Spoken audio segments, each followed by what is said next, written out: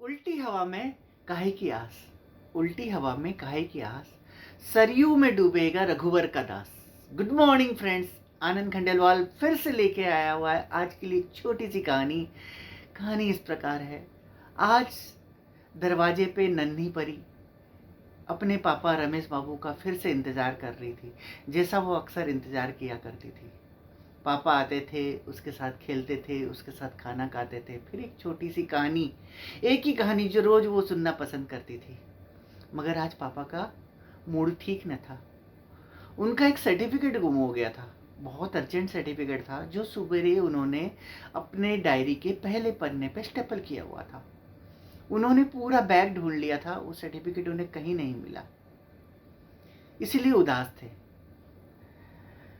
सिंकी ने पापा से बोला, पापा कहानी सुनाओ। पापा बोले, बेटा मूड नहीं है ठीक, आज आप रुक जाओ। मगर वो जिद में थी। तो नन्ही परी को टालने के लिए पापा ने क्या किया, बोले मैं तुझे पजल देता हूँ। सामने पड़ी हुई मैगजीन में से एक पेज फाड़ा। पेज में वर्ल्ड का नक्शा बना हुआ था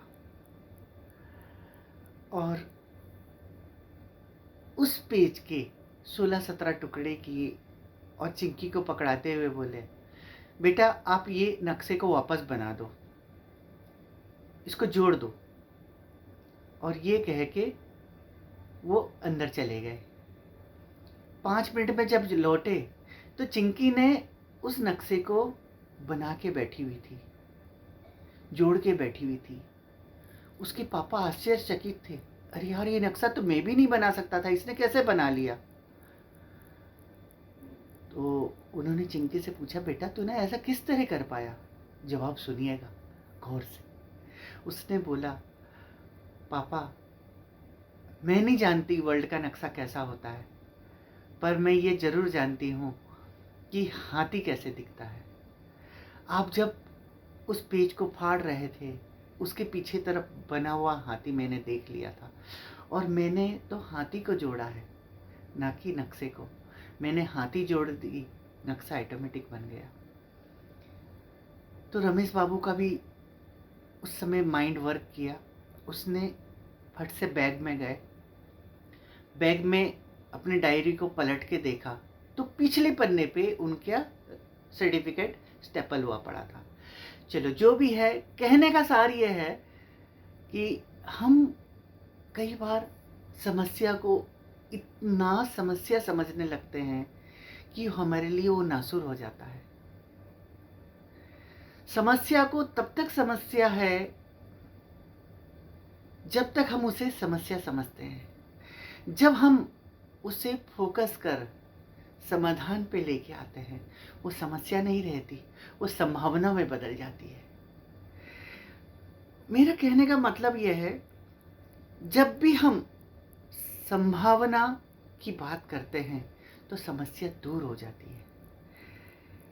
जब अंधेरा होता है, जब अंधेरा होता है, हम थोड़ा इंतज़ार करते हैं, उजाला होते ही हमें नई रोशनी नज़र आने लगती है। जब जख्म होता है, हम उसे कुरेदते नहीं रहते, हम उस पर दवाई भी लगा के थोड़ी देर छोड़ देते हैं ताकि वो ठीक हो जाता है। शेर भी जब लंबी छलांग लगानी होती है, वो 10-20 कदम पीछे जाता है ताकि वो ऊंची छलांग लगा सके। तो हमें थोड़ा उल्टा सोचना पड़ता है, थोड़ा पीछे जाना पड़ता है, थोड़ा दम भरना पड़ता है, थोड़ा सब्र करना पड़ता है। इस कोरोना काल में मैं समझ पा रहा हूँ सब कोई एक परेशानी में जूझ रहे हैं, मगर इस पीरियड में भी कई लोग संभावनाओं को जन्म दे रखा है। वो आज बहुत खुश है, कोई बहुत बेहतरीन कर रहा है, कोई कुछ नया कर रहा है, कोई कुछ नया सीख रहा है, और बहुत सारे लोग कोरोना को रो रहे हैं, अपनी किस्मत को रो रहे हैं कि इतनी लंबी छुट्टी मिली है और हम कुछ नहीं कर पा रहे हैं। तो हमें रोना नहीं है, हमें समस्या से संभावना को ढूंढ के बाहर निकालना है।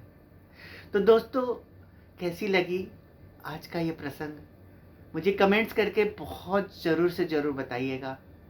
मैं इसी तरह आपके लिए रोज़ एक प्रसंग लेके आते रहता हूँ और मुझे पता है आपको पसंद आती है, मगर मुझे जब खुशी होगी जब आप मुझे कमेंट्स करके बताएंगे कि आपको ये कैसा लगा। मुझे खुशी है आप मुझे शेयर और सब्सक्राइब कर रहे हैं। और अंत में वही कहूँगा जो मैं हर बार कहता हूँ, अगर आप वही कर रहे हैं जो सब कर रहे हैं तो आपको वो मिलता है जो सबको मिल रहा है, मगर जब आप वो करते हैं जो कोई नहीं कर रहा है तो आपको वो मिलता है जो किसी को नहीं मिला है। बहुत बहुत धन्यवाद, बहुत बहुत आभार। वंदे मातरम।